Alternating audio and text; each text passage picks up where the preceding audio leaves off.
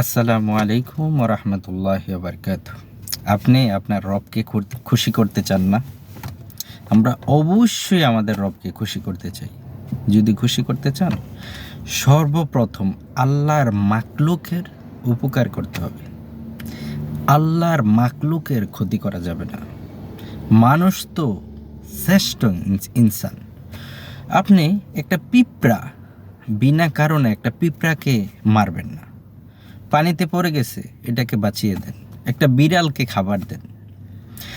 আল্লাহকে খুশি করার যে বৈশিষ্ট্যগুলো আমি পড়ছি, সর্বপ্রথম মানুষকে, আল্লাহর মাকলুকের উপকার করা, তাহলে আল্লাহ খুশি হবে। গোপনে দান করা, গোপনে দান করলে আল্লাহ খুশি হয়।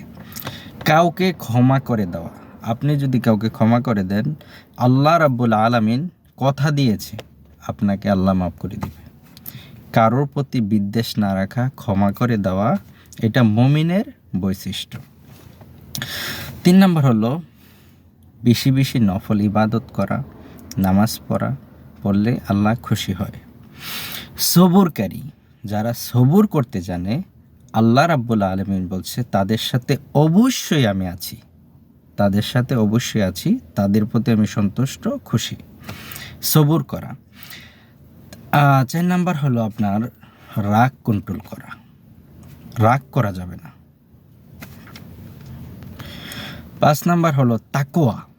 তাকওয়া অবলম্বন করা। তাকওয়া কি? আল্লাহর ভয়। আপনি যে কোনো একটা কাজ করছেন, ওজনে কম দিচ্ছেন, কোনো কাজে ভেজাল করতেছেন, ভয় থাকবে কার? আল্লাহর। কোনো মানুষ দেখে নাই, কে দেখতেছে? আল্লাহ দেখতেছে।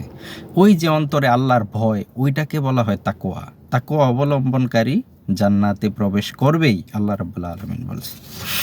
তো আল্লাহকে খুশি করার আরও অনেকগুলা, যেমন ইস্তেগফার করা, বেশি বেশি ইস্তেগফার করা। মুমিনের দরজা খোলা আছে, অলির দরজা খোলা আছে। আমি অলির যে বৈশিষ্ট্যগুলো দেখলাম, বেশি বেশি নফল ইবাদত করা, আল্লাহর মাকলুকের, আল্লাহর হস্তে যারা আল্লাহর মাকলুকের উপকার করে, কোনো স্বার্থের বিনিময়ে না, আল্লাহর হস্তে কোনো মাকলুকের উপকার করে, তারাই অলি, তারাই মুমিন। আপনি ভিডিওটি বেশি বেশি শেয়ার করে দেবেন। আল্লাহর ভালোবাসা আমার সবার জন্য দরকার। আল্লাহর ভয় অন্তর, বেশি বেশি ইস্তেগফার করা। ইস্তেগফার করলেও আল্লাহ বেশি খুশি হয়। কেমন ইস্তেগফার করবেন?